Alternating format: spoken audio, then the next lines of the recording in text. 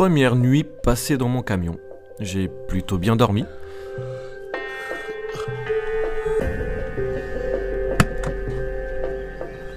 Je me suis choisi un coin tranquille, loin de la civilisation, loin de ce monde de fous, de la pollution et des supermarchés.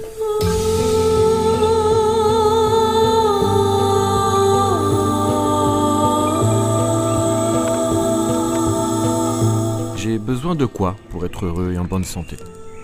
Liberté, bien dormir, bien respirer et surtout bien se nourrir. C'est tout.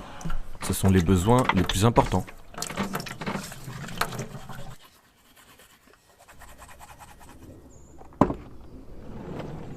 You know your circus tent is falling in on itself. On itself. You took the money and I'll never... C'est donc là-dessus qu'on devrait mettre le plus d'énergie. La nourriture, c'est la base. J'ai donc décidé d'aller à la rencontre de personnes qui se mobilisent pour cette cause, loin de Choc-à-Pic, Erta ou Monsanto. We don't need you anymore. Strike it down and dig it up. Yeah, there is a better way. Find harmony before. J'ai donc pris la route vers l'îlot des Combes, en Bourgogne, un lieu de vie commun qui s'organise autour d'une micro-ferme à échelle humaine. C'est un centre agroécologique qui se concentre non seulement sur ce qu'il y a dans notre assiette, mais aussi sur nos produits du quotidien, crème, shampoing, lessive, de façon responsable, sans produire de déchets, et le tout dans la convivialité. Je viens d'arriver à l'îlot des Combes, je viens rencontrer Jean-Philippe.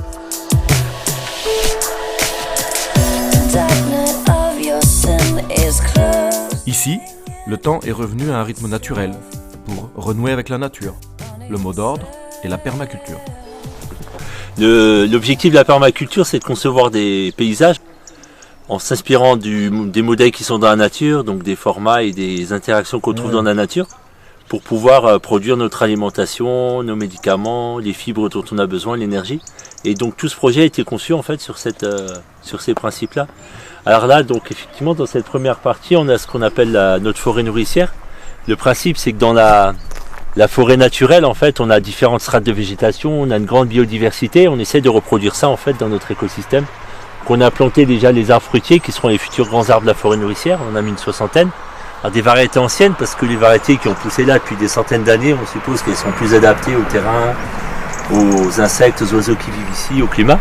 Et puis ensuite, on essaye d'implanter les autres strates. Donc on a une strate de petits arbustes comme on voit ici. C'est un pois de Sibérie, en fait, c'est un arbre qui a la capacité de stocker de l'azote. Et donc son rôle en fait va être d'enrichir le sol en azote et d'amener de la nourriture aux autres arbres. On a toute la strate des plantes pérennes en fait, donc les aromatiques, les plantes médicinales, etc. comme ici la mélisse. Et on met ensuite des couvre-sols, donc toutes les plantes qu'on voit là par exemple en vert clair, c'est que des plantes qui ont été installées. Donc on a de la facélie, on a du trèfle, de la veste, donc c'est toutes des plantes qui vont apporter et qui vont nourrir la terre. Ou bien comme la facélie qu'on voit ici en violet, qui va amener de la nourriture aux abeilles. Elles aiment beaucoup cette plante. Ah, vous avez des abeilles aussi? Ouais, il y a des abeilles en face en fait. Ça c'est une autre plante pérenne en fait, c'est l'hysope. C'est aussi une plante médicinale. Et donc tout ça en fait, ça crée une grande biodiversité. Et comme dans la nature, la biodiversité elle est synonyme de résilience, d'équilibre, de stabilité. Et si on arrive dans nos écosystèmes à nous à pouvoir avoir cette biodiversité, petit à petit on arrive à avoir des écosystèmes stables et puis effectivement il y a moins d'intervention. Et donc sur ce projet on a aussi fait un grand travail sur l'eau. La forêt en elle-même est un capteur d'eau. Quand l'eau tombe sur la forêt en fait elle va être infiltrée dans le sol, elle va pouvoir recharger les nappes phréatiques, elle va permettre de dissoudre les éléments minéraux dont les plantes ont besoin. Et comme nous on n'a plus la forêt puisque maintenant au-dessus c'est urbanisé, du coup qu'est-ce qui se passe quand il pleut? L'eau elle descend à une vitesse terrible. Donc on a construit un gros barrage en fait qu'on voit là-bas, ce qu'on appelle une baissière, qui elle va capter toutes les eaux qui descendent maintenant de la montagne. Elle va se remplir avant de déborder, elle va en même temps remplir le bassin qui est là. Elle va également remplir la petite baissière qui est juste à l'avant. Et ça va emmener l'eau en fait dans une autre baissière qui est un petit peu plus bas sur la ligne de niveau, pour que toute cette eau de pluie en fait soit distribuée de manière passive à l'ensemble du terrain. La meilleure réserve d'eau c'est le sol en fait. Le sol il y a une énorme capacité de rétention d'eau. Mais si on laisse pas l'eau le temps de s'infiltrer et si le sol n'est pas en capacité de la garder, en fait, ça fonctionne pas. C'est tirer profit de la nature sans la dégrader, quoi. Et c'est exactement ça la permaculture. Ouais. Ok. C'est s'inspirer de la nature. Alors évidemment, il n'y a pas ça dans la nature. Dans la nature, il y a les forêts, mais après, quand on ne peut pas reproduire la nature, on essaie de reproduire le fonctionnement de la nature. Et là, c'est vraiment cette idée, c'est ralentir l'eau pour qu'elle ait le temps de s'infiltrer et la distribuer ensuite à l'ensemble des végétaux. Toute cette biodiversité qui est mise en place, hein, les fleurs qui sont là pour les abeilles, mais qui sont aussi comestibles. Le bourrache, c'est aussi une plante médicinale. Il y a des fleurs comme la capucine, ça c'est assez connu, mais qu'on met au pied des plantes parce qu'elle a une tendance à attirer les pucerons. Donc les pucerons ne vont pas manger les plantes dont on a envie de se nourrir, mais vont plutôt attaquer les capucines. Vous n'utilisez pas de pesticides du coup? Non, c'est le but. C'est la biodiversité qui permet d'éviter ça, parce que les oiseaux ils mangent les insectes. Le fait d'attirer comme ça tout un tas d'êtres vivants sur le terrain va permettre de mettre en place un équilibre et d'éviter justement qu'on ait des ravageurs qui... Comment t'expliques que les paysans random, ils n'utilisent pas ces techniques? Je pense que c'est juste une question d'habitude en fait. Quand depuis tout petit on nous dit que ça marche comme ça, on a été formaté, on fonctionne comme ça, c'est difficile après de dire finalement c'est pas bon et de se remettre en question. Il faut qu'ils produisent énormément, il faut qu'ils investissent beaucoup, puis du coup on est dans un schéma où c'est dur de revenir en arrière. Pourtant on voit les gens qui développent des systèmes comme ça, c'est pas notre cas parce qu'on démarre depuis 2 ans et demi, donc on n'a pas encore assez de recul. Mais les personnes qui ont plusieurs années d'expérience, on voit que sur des très petites surfaces, ils ont des rendements énormes, qui peuvent être 20, 30, 50 fois supérieurs à ce que produirait un paysan avec ses machines et sa... Ah oui. Ah ouais, vraiment. Hein. On commence aussi à fabriquer nos potions médicinales. En fait, là, avec le souci, on est en train de faire de l'huile au calendula, donc pour les brûlures et des choses comme ça. Bon, c'est tout simple, hein, mais le fait d'apprendre ça et de pouvoir ensuite le transmettre aux autres, c'est chouette. C'est ça en fait, ce que tu fais ici, c'est que tu appliques et tu transmets. Exactement. On apprend déjà nous parce qu'on est une génération, moi et puis mes parents aussi, une génération où on a effacé tout le savoir des anciens. En fait, c'est les générations de la rupture. En fait, on a coupé le lien entre les anciens et les jeunes. Et du coup, les jeunes ne savent plus rien faire. Et là, on réapprend en fait. Et c'est peut-être une des seules choses à laquelle Internet nous est utile, c'est qu'on peut facilement retrouver tous les savoirs justement avec tous les tutos, toutes les vidéos, etc. De recréer ce lien avec les cultures qui nous ont précédés pour pouvoir ensuite le transmettre à nos enfants et repartir dans un cycle normal. Qui a un principe de la nature, c'est de produire 0 déchet. Parce que la nature ne produit pas de déchets. Il n'y a que l'homme qui... C'est l'exception dans l'univers. Et la poule est un bon exemple parce qu'elle se débarrasse tous nos déchets organiques, à part quelques exceptions. Les déchets de la poule, nous on les fait tomber directement sous la cabane, on a une petite trappe et directement on les met au pied des arbres. Les poules vont aussi débarrasser les arbres de tous leurs fruits pourris, en fait, elles vont faire un peu le ménage. Donc c'est un cycle en fait où finalement tout le monde y gagne. Nous on gagne des œufs et puis les poules elles ont leur nourriture. Et elles sont en liberté, tranquillement. Voilà, le matin on les rouvre au lever du soleil, le soir elles rentrent et on leur ferme la porte et tout. On leur ajoute un petit peu de grain pour compléter l'alimentation et ils sont heureuses.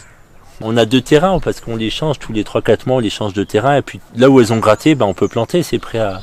Parce que la poule c'est un bon préparateur de terrain. C'est le genre de pommes de terre qu'on ne trouverait pas en grande surface. Pourtant, sûrement bien meilleur. On a des gens avertis, quand j'y avertis, des gens qui sont depuis longtemps dans tout ce qui est alternatif en fait, notamment on est bien référencé chez les colibris, donc il y a beaucoup de gens qui viennent par le biais des colibris.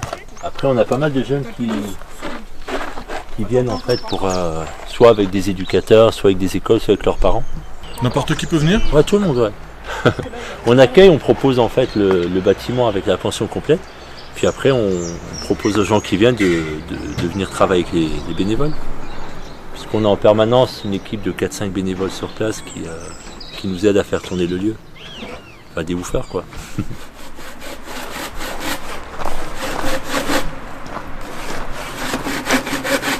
Atelier menuiserie, c'est ça? Ouais, c'est ça.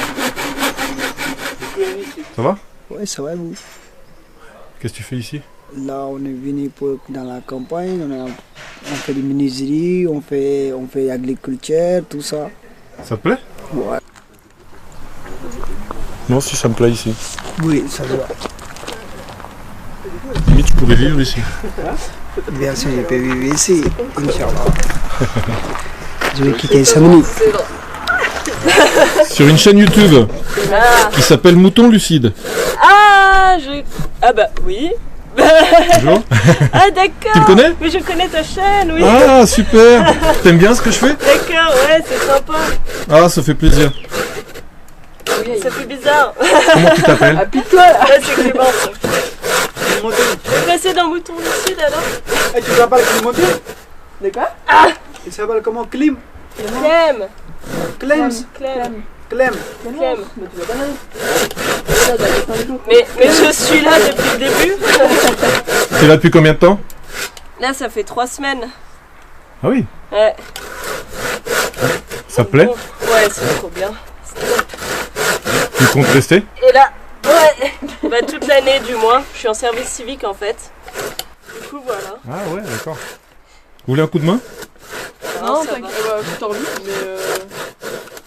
C'est la première fois que je scie. C'est vrai? Ouais. On inverse un peu les rôles. Vas-y, allez. Ça te branche? Si tu veux. Wow. Je suis une caméra girl. Ouais, c'est bon.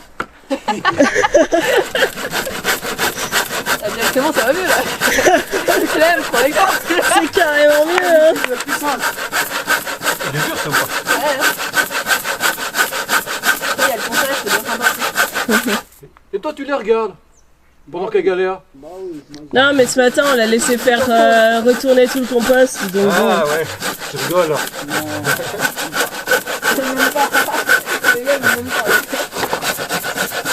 Souvent, il est à la cuisine. Tu peux le tourner? Ouais.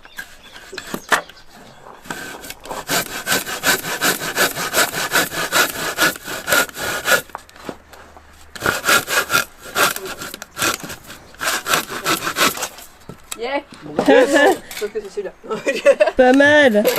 D'accord. Bon, Mouton Lucide, il fait pas que se filmer, t'as vu? Ouais. Hein? Mais c'est quoi ton truc? Il y a une cuisine, une grande salle, il y a une bibliothèque, une grénothèque. Et un café qui nous attend. Un café, c'est vrai. On avait oublié. Eh, ils vont être surpris. Fata là, on peut parler ou pas? Non? Ouais, bien sûr. On mange quoi ce soir alors? Biryani. Biryani. Biryani. Salam.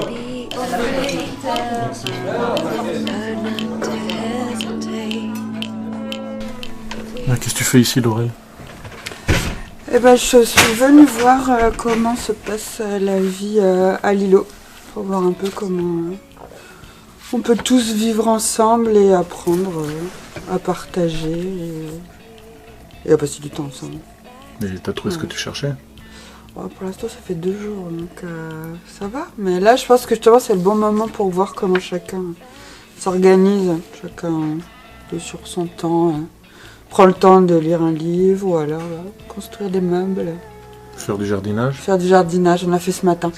Comment t'expliques qu'il y a de plus en plus de mouvements comme ça, indépendants, autonomes? Les gens, ils sont trop en difficulté.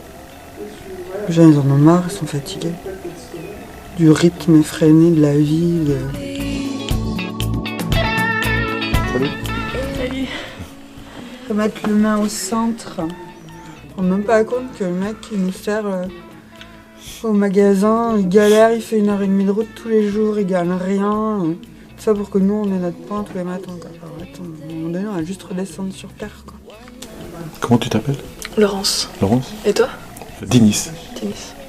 Tu fais quoi ici? Moi, je fais une étude anthropologique. C'est mon mémoire de fin d'études.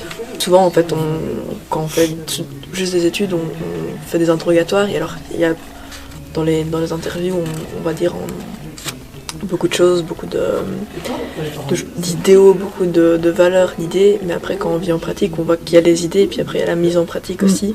Et les difficultés de tout simplement d'être humain et d'essayer de réaliser quelque chose ensemble, de voir où ça coince aussi au point de vue de la législation, les normes, comment il y a des barrières qui sont mises par le gouvernement autour en fait, et comment les gens essaient de les contourner, comment les gens essaient de trouver des solutions et voilà, et voir un peu c'est quoi le parcours de chacun, comment on met ça en œuvre tous ensemble. Puis, il y a plein de trucs, il y a vraiment plein de trucs. Si tu as choisi ce mémoire, c'est que tu te sens concerné un peu? Ah, moi je me sens hyper concernée parce qu'en fait c'est vraiment...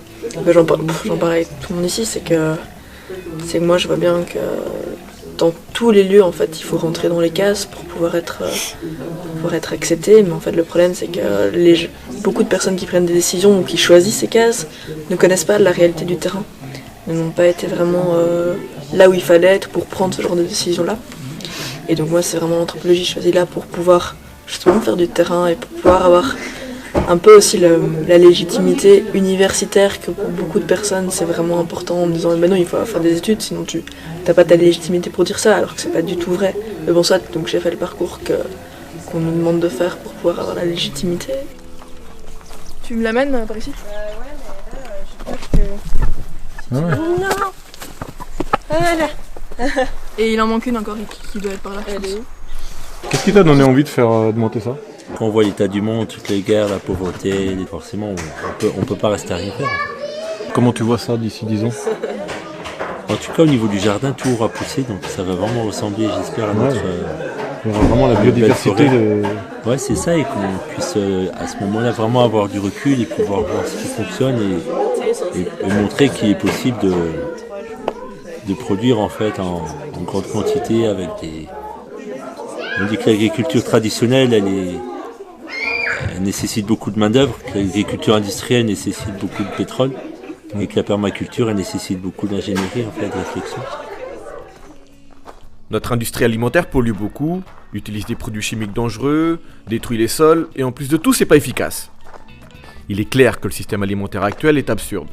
L'agriculture biologique, c'est bien, car respectueuse de l'environnement et de la santé, mais l'agriculture écologique va plus loin, en instaurant une réelle symbiose avec l'environnement pour un développement agricole plus vertueux et durable. Par mes choix de consommation, je suis non seulement responsable de ma santé, mais aussi à l'égard de tout ce qui est vivant. Alors c'était décidé, je privilégierai tant que possible la nourriture issue d'agriculture consciencieuse. With you and